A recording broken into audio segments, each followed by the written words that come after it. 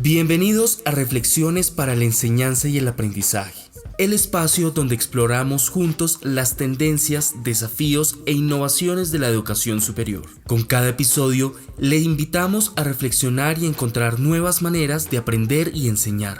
Comenzamos.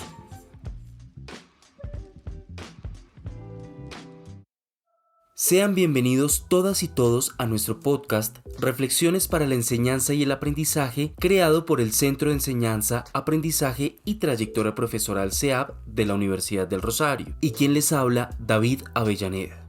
En este podcast invitaremos a expertos en materia de educación superior, quienes compartirán sus experiencias, investigaciones y puntos de vista que aportarán nuevas perspectivas a nuestro quehacer docente. Para esta tercera entrega nos acompaña la doctora Diana Amador, profesora principal de carrera de la Escuela de Medicina y Ciencias de la Salud. También nos acompaña Clara García, quien es la jefe CEAP, y Milena Alcocer, asesora de innovación pedagógica. Siéntanse cómodos y nuevamente bienvenidos. Hola, bienvenidos a este nuevo episodio donde vamos a estar hablando con la profesora Diana Amador alrededor de un tema que sabemos que le preocupa a muchas profesoras y profesoras y tiene que ver con esas situaciones que se presentan en las clases alrededor del manejo de grupos, cómo mediar los conflictos, debemos o no apoyar a los estudiantes en el manejo de esas situaciones. Eso lo hemos hablado con algunos profesores y acá hay muchas posiciones, unas que tienen que ver con debemos dejar que los estudiantes manejen sus conflictos y entiendan cómo manejar estos problemas. Y hay otro grupo de profesores que dicen, nosotros tenemos una responsabilidad alrededor de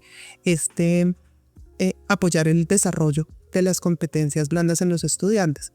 Y eso tiene entonces implicaciones sobre qué hacer, cuándo hacerlo, cómo hacerlo. Y es lo que queremos ver desde la experiencia de la profesora Diana. Entonces, bienvenida. Gracias.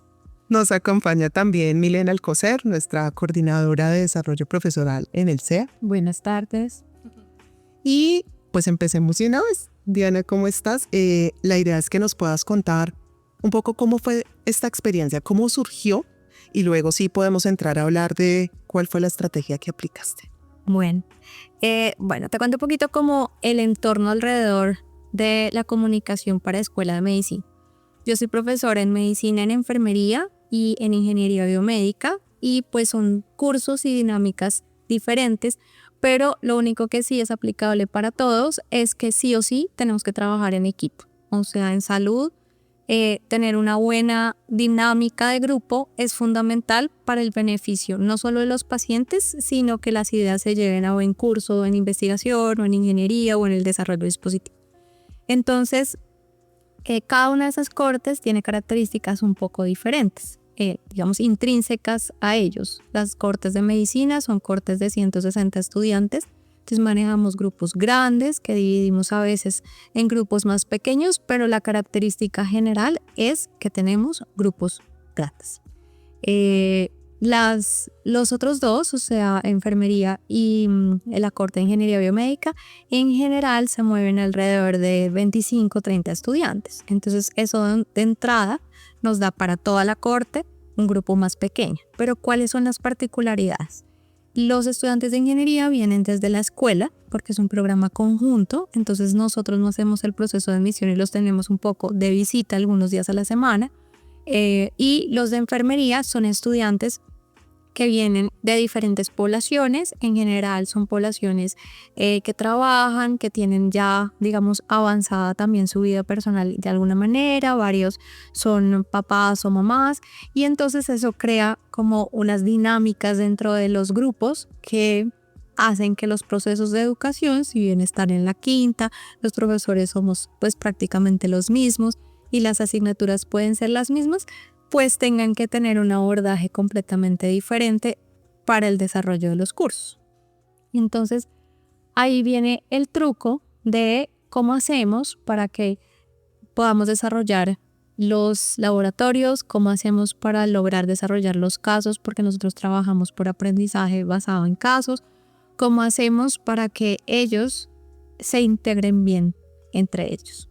Y antes de pandemia era un reto, pero después de pandemia el reto se disparó porque Cada vez los estudiantes pues son más individualistas, les gusta más como tranquilo, yo lo hago. Si alguien no tiene el mismo ritmo de trabajo, entonces es como, ay, no trabajo contigo. Y al final de cuentas tienes que ser capaz de trabajar con quien toque y lograr el mejor resultado posible. Entonces hay que buscar la manera y no siempre la manera es la misma. ¿Qué circunstancias detonaron un poco esto? ¿Qué pasó en el curso para que tú decidieras intervenir? Digamos que me ha tocado intervenir varias veces porque en los grupos de medicina se mezclan dos grupos que ellos organizan de manera individual en grupos de 10, pero luego nosotros consolidamos en un grupo de 20. Y entonces me ha pasado que, por ejemplo, un grupo de 20 tiene dinámicas absolutamente diferentes a las del otro grupo. Y entonces ahí sí o sí tienen que trabajar en parejas, máximo en tríos, para el desarrollo de uno de los lineamientos del caso bajo la óptica de alguna de las asignaturas. Y eso tiene un entregable. Y el entregable es para todo el grupo. Y no hay manera de que alguien de manera individual desarrolle los 10 entregables, que son los resultados de aprendizaje esperados. Entonces hay una dinámica social que sí o sí tiene que ser exitosa. Y cuando ellos no logran una buena compaginación entre ellos, pues el resultado dentro de la clase es dramático porque se vuelven 2 horas dificilísimas. Pero además eso tiene un impacto académico. Y entonces es como, no me va bien por tal, y al final un poco el resultado es que no me va bien porque la persona que está a cargo de eso, o sea, el facilitador del grupo, no está generando la dinámica para que el resultado se dé. Entonces, en ese escenario hay como una intervención que es obligatoria. En el otro escenario, en los escenarios de enfermería y de ingeniería, no hay ese tipo de dinámicas, digamos, a mi cargo. Existen, pero no a mi cargo. Pero a mi cargo, como coordinadora de la asignatura, está que el grupo rinda y que rinda no solamente académicamente, sino que además tenga un buen curso por la asignatura, porque si tú no te sientes bien, pues no trabajas bien y pues no te va bien. Y no tiene nada que ver con que tengas profesores súper juiciosos o súper buenos o que no los tengas. Está más asociado con que tú tengas la capacidad de salir adelante. Y es que en el semestre pasan muchas cosas. O sea, a veces se enferman grave ellos o sus seres cercanos. Ahí en esas aulas en las que algunos son mamás o papás, a veces los niños o están enfermos o caen enfermos durante el periodo, o hay diferencias estructurales dentro de las personas tan grandes que es difícil que encuentren la manera de trabajar juntos. Y, o sea, uno puede dejar pasar eso, pero el resultado es sustancialmente mejor si uno no lo deja pasar. ¿De qué se trata las actividades que haces? ¿O cuál es eso que lo hace diferenciador? Entonces, una de las cosas más importantes creo que es sensibilizarse. O sea, estar ahí también y observar las dinámicas que hay en el interior del grupo, tratar de ver, por ejemplo, si hay un estudiante que de manera particular le cuesta, porque a veces uno identifica, por ejemplo, casos graves de depresión antes de que terminen en un caos o llamándonos la atención desde cosas más críticas. Entonces, si tú observas a tus estudiantes no solamente desde el checklist de hiciste la tarea, no me la entregaste o si me la entregaste, sino de cómo estás, cómo te sientes, con qué ánimo llegas. Hay días, por ejemplo, que después de como esos momentos como de caos, por ejemplo, cuando se inundó la autopista y los que viven en Chía no pueden llegar y todo, eso genera un montón de ansiedad. Y entonces cuando llegan es como azarados. ¿Quién te va a poner atención? O sea, no importa ni lo que tienes que decir, ni si eres bueno para decirlo, porque no tienes la persona que te va a escuchar. Entonces, mira, ya llegaste, no sé qué, y si uno trata de detectar como esas condiciones, eso te ayuda a intervenir en cosas que quizás son más importantes en un momento dado para lograr después, en un tiempo mucho más rápido, lo que tú viniste a hacer en la clase. Pero si no, también es bastante para uno. Porque si la persona está súper agotada, viene azarada, está pensando en cómo se va a devolver, está en otra cosa, de pronto hace la tarea que te muestra de su ejercicio, yo se lo lleno porque es un calificable, por ejemplo, y yo se lo entrego. pero lo que te entrega está por debajo de lo que ese estudiante te podría entregar. Y lo que se lleva el estudiante también está muy por debajo de lo que se podría lograr. Pero si tú le dices como, por ejemplo, no, siéntate, bueno, sentémonos un poquito, tranquilicémonos, ya llegamos, no sé qué. A veces esos son 5 minutos y tú tienes otra persona después de los 5 minutos. Y uno les dice, ya listo. Entonces, bueno, ¿cuál es la preocupación? Esa es la otra, ¿no? Recoger las preocupaciones. Ay, es que yo vivo en La Porra, no sé cómo me voy a devolver, mi amigo se va en media hora. Ok, entonces hagámoslo rápido, pero concentradísimos para que nos rinda. Y la gente cambia completamente. Y tú tienes un grupo que de verdad te da lo que necesitas y sales antes y sales con más de lo que saldrías si cumplieras todo el tiempo porque tienes a la persona ahí al 100.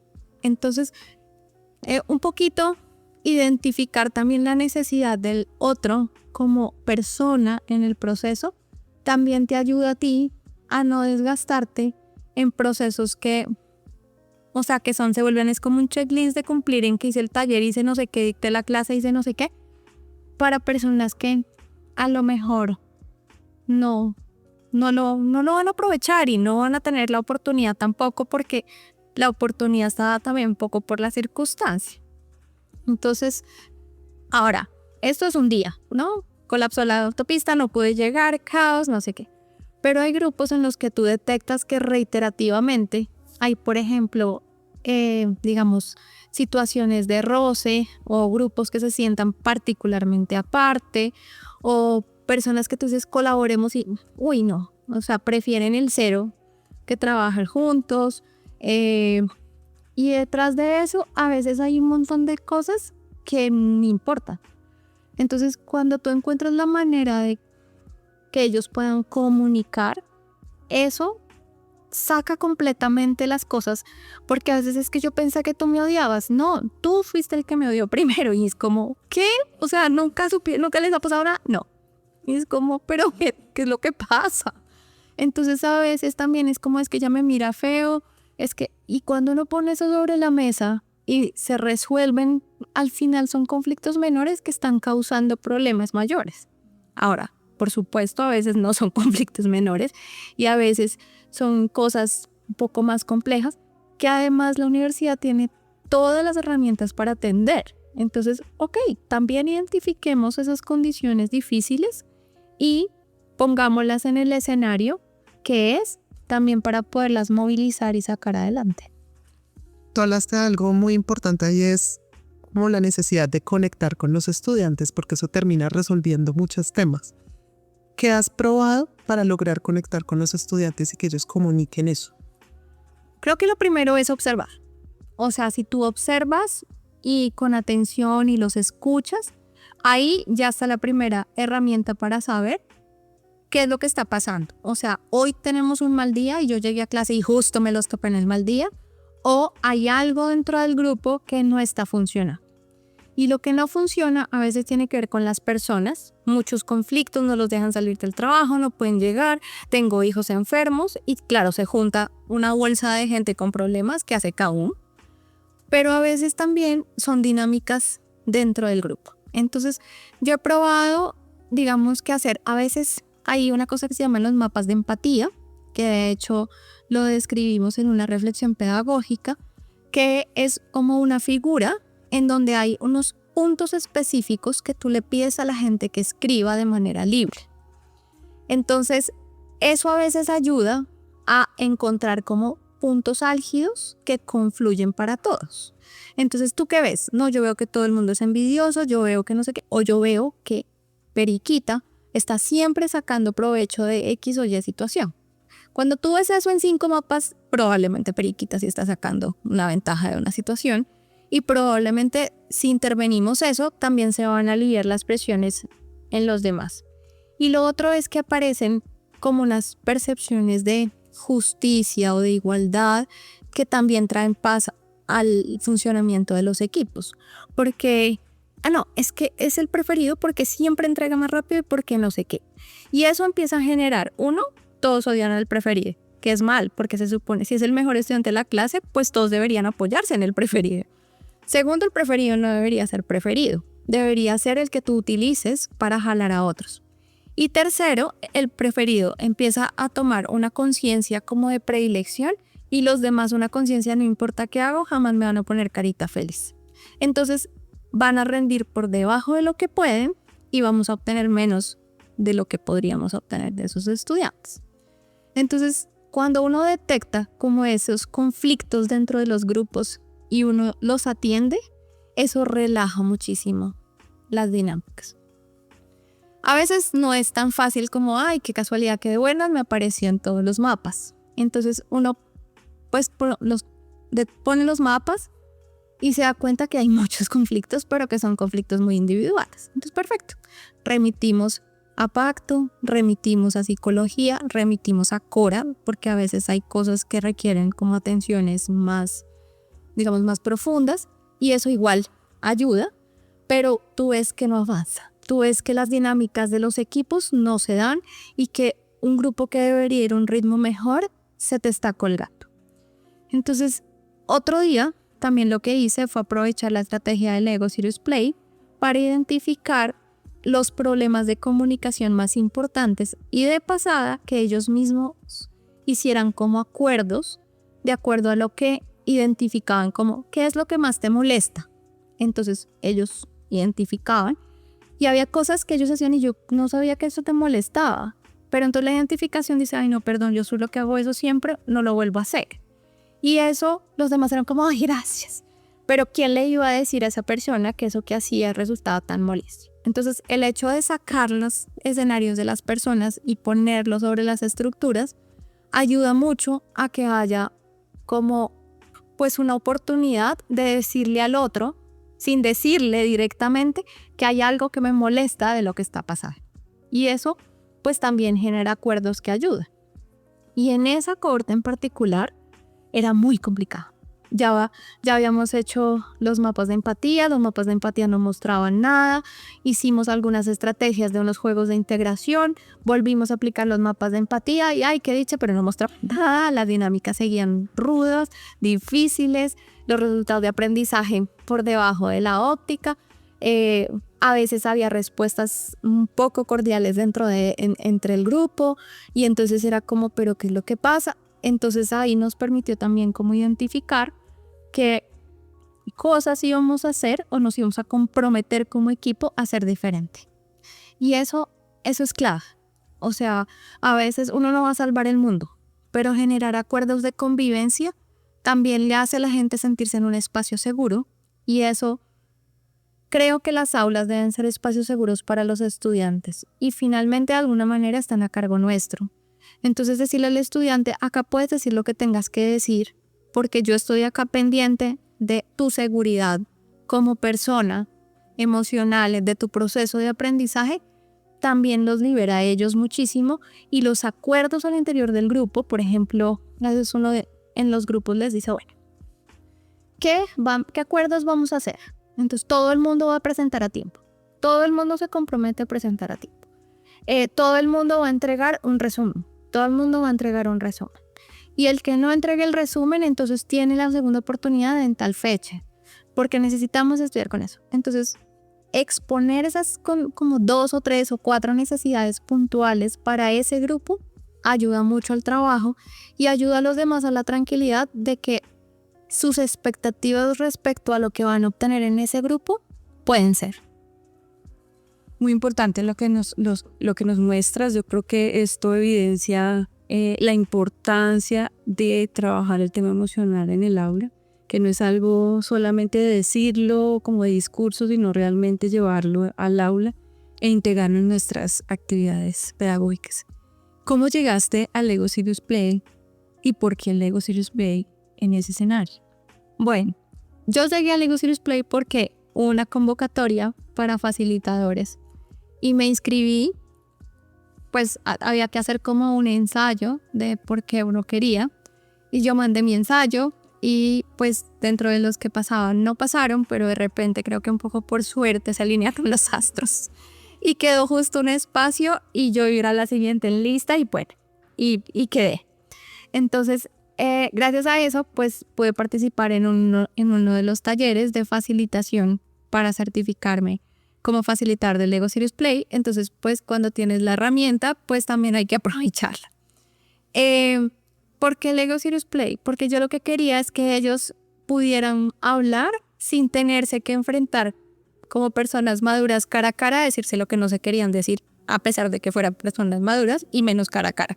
Porque para eso se tenían todos los días y si hubieran podido decir lo que fuera. Y lo otro es yo necesitaba despersonalizar un poco todos esos roces que yo percibía en el aula para ponerlos sobre la mesa y con ellos mismos encontrar qué iba a poner cada uno de sí para hacer un ambiente mejor, porque seguro no era yo la única que estaba sintiendo que el ambiente no era tan grato. De hecho, es más probable que ellos lo estuvieran sintiendo más que yo. Entonces, en la estrategia lo que hicimos lo que yo les puse fue generar un desafío respecto al trabajo en equipo. Tenemos que identificar qué estamos haciendo, qué es lo que más nos molesta y qué es lo que vamos a hacer como acuerdo para intervenirlo y mejorar nuestras condiciones.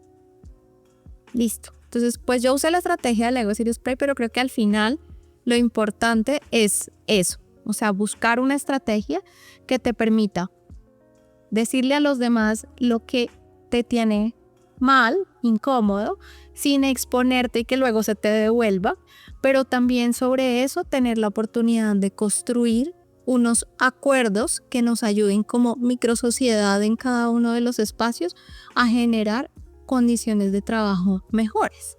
Porque también lo que uno ve es que hay gente que no se engancha y que queda tranquila, pero hay gente que se engancha y genera sobre esas condiciones un montón como de sentimientos negativos que terminan permeando cosas que nada tienen que ver, porque al final es que tú me caes mal.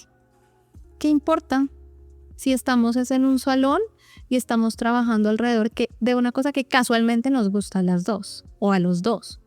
Entonces, si tú te concentras en eso, en la importancia de sacar adelante ese proyecto que es tan importante para ti o para mí, todas esas cosas, digamos como personales, se empiezan a diluir y empiezan a hacerse evidentes. Son las necesidades del trabajo en equipo para lograr objetivos que cuando lo empiezas a ver son comunes.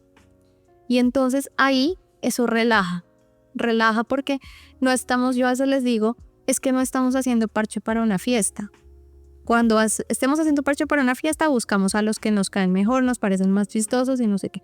Estamos haciendo parche para trabajar bien, en donde todos seamos exitosos y en donde cumplamos que es el objetivo de aprendizaje para todos. Cada uno quiere lograr una meta. Esa va a ser nuestra meta común. Entonces concentrémonos en qué tenemos que hacer para mover eso. Y ya eso también los quita un poquito de ese escenario en el es que me caes. No importa, necesitamos tener un ambiente de trabajo amable y para eso todos tenemos características que se pueden acomodar bien si encontramos qué no hacer y qué sí hacer. Entonces, Lego, pues yo lo encontré como estrategia para obtener las dos cosas. ¿Qué es lo que más te molesta?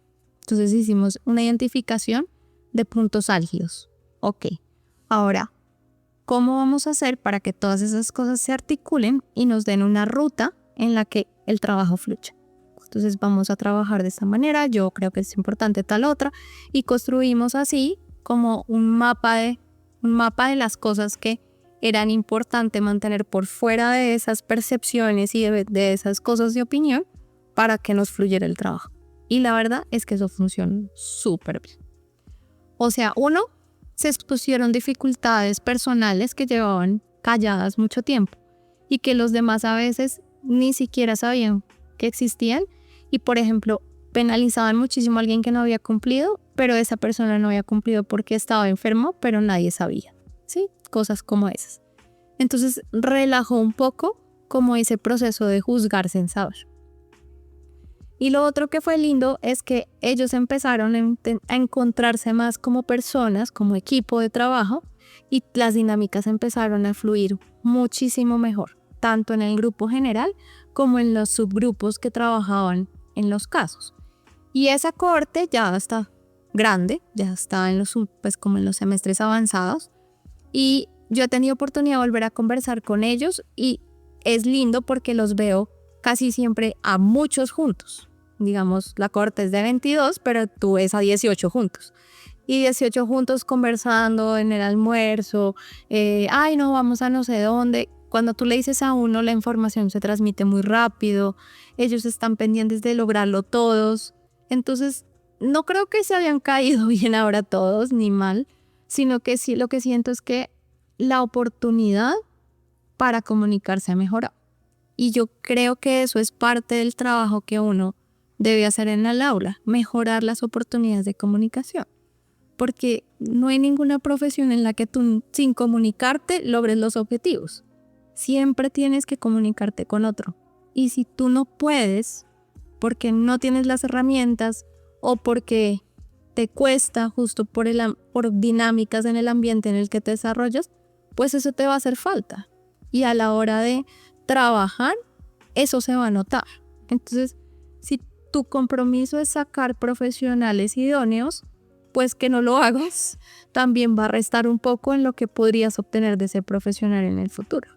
Entonces, ahí creo que hace parte también de la tarea para nosotros. Estás trabajando eso que llaman mal las habilidades blandas, pero que hoy llamamos power skills, ¿no? Que son competencias poderosas que realmente son las que en un escenario laboral son las que trascienden, porque hoy en día tenemos tanto acceso a conocimiento que será más fácil acceder al conocimiento disciplinar, pero la experiencia y esas habilidades de trabajar con otros son fundamentales.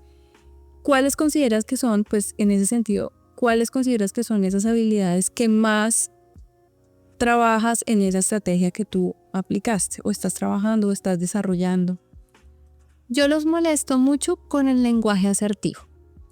Porque como ellos se comunican todo a través de chat y todo a través de... Entonces ellos dicen las cosas como les sale o con muñequito. Pero cuando tienes que decirle otra cosa a otra persona, como decirle como, ay, sabes, en lo que me entregaste creo que falta tal cosa, ya no. Entonces es como usted entregó eso incompleto y ahora ¿qué vamos a hacer? Y de eso a, ¿será que puedes profundizar un poquito más aquí para que esto nos enganche mejor? Hay un trecho largo. Y la respuesta tanto del otro como el resultado va a ser completamente diferente. Porque si tú le das, eso me lo entregó incompleto y ahora ¿qué vamos a hacer? El otro le decir, pues hágalo usted. Y ahí se acabó.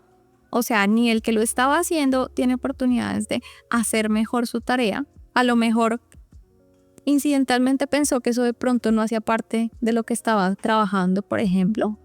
O le pasó algo y entonces no lo pudo completar. Que en ambos casos hay una cosa que es importante y es entender que somos seres humanos y que ambas cosas son válidas, ¿no? Validar también, no, es que mi mamá se enfermó y está en la unidad de cuidados intensivos. Pues me parece apenas esperable que no hayas podido completar tu parte, pero los demás que estamos bien podemos hacerlo. Ah, no, es que esa era la parte de él y a mí no me toca. Entonces, no solo es el lenguaje asertivo, sino el compromiso con el objetivo. Entonces es, bueno, tú tienes que decirle al otro que eso quedó incompleta, pero el otro también tiene que tener la posibilidad de decirle al equipo, estoy en esta situación particular y necesito apoyo. Entonces, poder comunicarse de manera bilateral, no es que me voy para la fiesta y por eso no, porque claro, ahí digamos que uno entiende también que hay un compromiso de responsabilidad que está fallando, sino la capacidad de entender que otro día a mí me toca en ese puesto también. Y que si yo ya acabé lo mío y al final necesitamos tener un proyecto conjunto, pues que yo trabaje un poco en lo que otro estaba trabajando, pero por condiciones que son de fuerza mayor no ha podido, se puede. Y no solo no te hace menos, sino que te hace más. O sea, te da valor dentro del equipo, el trabajo queda mejor hecho y además le estás dando a otro algo que por fortuna no te estás tocando a ti. Y eso también enriquece la oportunidad de crecer. Y cuando tú te sientes bien dentro de un equipo, te da la oportunidad también de retribuir de manera más genuina y más completa. Entonces, creo que de las cosas más importantes es esa, ¿no? La comunicación genuina, pero la comunicación en un lenguaje correcto. Porque ellos, o sea, en general las nuevas generaciones tienen una dificultad muy importante en comunicar lo que necesitan, lo que quieren y lo que pretenden decirle a otra, que son 3 cosas diferentes, pero 3 cosas importantes. Cuando uno ve que los estudiantes tienen esas 3 habilidades, generalmente son estudiantes que les va bien, trabajan súper bien en el equipo que los pongas y generalmente obtienen resultados satisfactorios. Yo quisiera rescatar en esto que nos estás contando como el abordaje desde el rol que tienes como profesora, porque hablamos en una primera parte de la importancia de conectar con los estudiantes. Uno no puede ser como desconocer que hay una realidad, hay unas personas, un contexto del que vienen, unas preocupaciones y simplemente conectarse con estos son los contenidos y no me importa quiénes son ustedes. Esa me parece muy importante. La otra es identificar cuál es la estrategia más idónea para el grupo con el que estoy trabajando, porque no siempre todo va a funcionar con todos. Y la tercera que creo que considero que es la más valiosa y es, hay unos contenidos, creo que como profesores siempre nos centramos en, con este grupo tengo que lograr estos resultados, abordar estos contenidos, pero hay algo que va más allá. Y tú lo decías muy bien al principio de tus reflexiones de, yo no voy a lograr nunca que los estudiantes lleguen a esta meta de aprendizaje si no trabajo en la raíz, que es que se logren comunicar. Entonces puedo perder 3 sesiones llenándolos de contenidos, haciendo actividades donde no vamos a lograr lo que queremos. Prefiero dedicarle tiempo a esto y eso seguro va a lograr que se faciliten las cosas, que fue lo que efectivamente pasó. Pero a veces nos quedamos tanto en los contenidos, en lo que tengo que lograr, en no puedo perder tiempo resolviendo sus conflictos de grupo. Resuélvanlo ustedes fuera de la clase porque aquí nos vamos a concentrar en eso. Pero mira cómo trabajar en esas habilidades esenciales que decía Milena, pues termina ayudando no solo al logro de los objetivos en el grupo como tal, sino dándole herramientas a los estudiantes porque son competencias que van a seguir desarrollando y aplicando en su vida profesional. Entonces, de cara como a esas reflexiones que tuviste como profe, ¿qué le dirías también a los profesores y profesoras que te están escuchando? ¿Qué lecciones aprendidas salieron de todo esto? Bueno, creo que lo primero es el contenido generalmente está en libro, pero la persona está al frente tuyo. Y tú no le puedes decir a la persona que se salga de clase y entonces te llene un contenido, porque sin la persona el contenido sigue estando en el libro, pero la persona no lo va a tener. Entonces creo que una de las cosas es el llamado a la intención de identificar en el otro a veces las necesidades. A mí, por ejemplo, me sorprende que a veces recibimos estudiantes en 3er semestre o a veces en más con dislexias no diagnosticadas. Y uno dice, pero ¿cómo llegas a la universidad y pasas todo el colegio con una dislexia no diagnosticada? Pero cuando uno se sienta y lo oye leer, o sea, tú sabes que no está leyendo lo que dice ahí. Ahora, ponle un examen escrito a ese estudiante. Pues le va súper mal. Entonces uno le hace un examen oral y se da cuenta que el estudiante sabe. Y apenas lo pones frente al papel, el estudiante no sabe. Entonces, fíjate que al final de todo son observaciones. Es tener un poco conciencia de que lo que lo hace a uno más fuerte como profe es entender que trabaja con personas, porque el contenido está ahí. O sea, pregúntale a Google y él te va a decir. Es difícil que algo de lo que tú ves en 2º semestre de cualquier carrera, Google no te lo pueda poner. Ahora, la IA te puede hacer un ensayo, la IA te puede hacer un resumen. O sea, hay muchas cosas que pueden salir de la IA. Y tú dices, bueno, ¿qué necesita el estudiante? Poder coger eso y usarlo. Ok, listo. Para que haga eso, tú necesitas que te ponga atención. Pero para que te ponga atención tiene que haber persona, o sea, tiene que haber estudiante, porque si su cabeza está en otra cosa, pues no te desgastes, tú tampoco. Atiende lo que es importante. Entonces, cuando los grupos son enormes, uno dice, no, pero es que entre 160, ¿cómo se va a dar uno cuenta? O entre 80. Y lo que pasa es que uno sí se da cuenta si uno está observando. O sea, tú ves que estudiante siempre viene y un día falta. Tú te das cuenta que estudiante viene pero está allá atrás cerrado ahí en una esquina pensando en otra cosa que nada tiene que ver contigo. Tú te das cuenta que estudiante está todo el tiempo en el celular chateando y está ahí angustiado. Entonces, puedes regañarla y decirle que deje el celular ahí encima de la mesa y que se concentre. Pero de ahí a que ese estudiante se concentre hay un trecho, porque él tiene una preocupación. Está ahí pegado por alguna razón. Está peleando con el novio, con la novia. Tenemos 20 años, o sea, normal, es una preocupación real. Entonces, a veces también uno pone un montón de cargas académicas que de todas maneras nunca llegan. O sea, ese estudiante sale de la clase, no te escuchó. Y va a tener que ir a mirarlo en el libro en donde siempre ha estado eso. Pero si tú al final de la clase te acercas y le dices, ¿estás bien? ¿Necesitas algo? A lo mejor tú logras que esa persona encuentre un espacio seguro que necesita, decante lo que está pasando o encuentre una solución y ya en tu clase no estuvo y no estuvo bien, pero ese estudiante en la siguiente clase quizás esté. Y si no, va a resolver un asunto que le va a permitir luego llegar a su casa, leer lo que está en el libro y preguntarte sobre las dudas, porque además ya se estableció el puente de comunicación. Entonces, creo que dejar la puerta abierta para que ellos puedan conectarse no solo entre ellos, sino con uno, ayuda a esa experiencia humanística que es realmente el salón de clase. Porque el contenido sí es importante. Por algo tú eres experto ahí y tú, digamos que haces un poquito de curaduría de dónde deberían leer de acuerdo al nivel de información o dónde tú crees que está más completo. Pero ellos se lo pueden leer ahí o se lo pueden leer en su casa. La cosa es que cuando ellos van, ellos están esperando una experiencia un poco más humana, porque si no, no vienen a clase, que también tenemos estudiantes así. Y está bien. O sea, si tu modelo no es el de ir a oír a alguien, pero al final tus resultados son buenos o ya vienes con las preguntas, dejar la puerta abierta también es que nunca va a clase. Ok, pero viene con preguntas. Bueno, tiene un modelo de aprendizaje diferente, pero tu puerta está abierta para que ese estudiante también encuentre su modelo y al final logre los objetivos.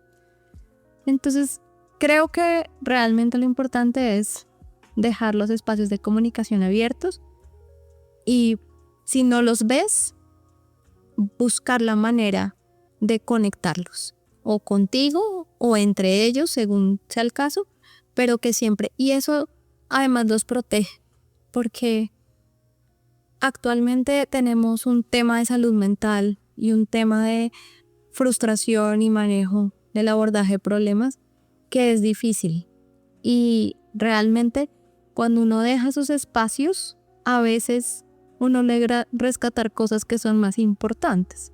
Entonces, ¿es que se va a suicidar? ¿Es que no presentó el parcial? Bueno, que no presente el parcial no importa, pero identificar lo otro a tiempo sí hace una diferencia. Y si tú eres completamente cerrado y no te importa, el estudiante lo va a sentir y jamás te vas a dar cuenta. Pues te das cuenta ya después cuando salgan las noticias o algo así. Entonces, uno no conecta con todos, pero si todo el mundo tiene la puerta abierta, ellos conectan con alguien. Bueno, Diana, muchísimas gracias. Yo creo que esta experiencia le da idea a muchos profesores y profesoras, pero también los conecta con esas mismas necesidades que ellos han ido identificando. Y como bien lo decías, pues cada profesor encontrará la estrategia que mejor se adapte a la necesidad y a lo que han ido encontrando y también encontrará los apoyos, porque con esto no estamos pretendiendo que los profesores se vuelvan psicólogos, ¿no? Sí.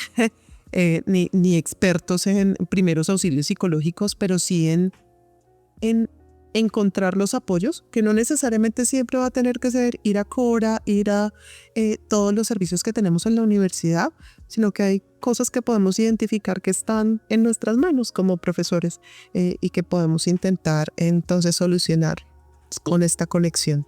Hacer una pausa cuando toca, por ejemplo. Eso. A veces ellos no necesitan sino solo como que les den un momentico para tomar aire y ya. Pero si tú los presionas, pues ¡fabum! Total. Muchísimas gracias por acompañarnos en este episodio. No, muchas gracias por la invitación. Gracias por acompañarnos en Reflexiones para la Enseñanza y el Aprendizaje. Esperamos que las ideas de hoy le inspiren y motiven en su camino educativo. Nos escuchamos en el próximo episodio.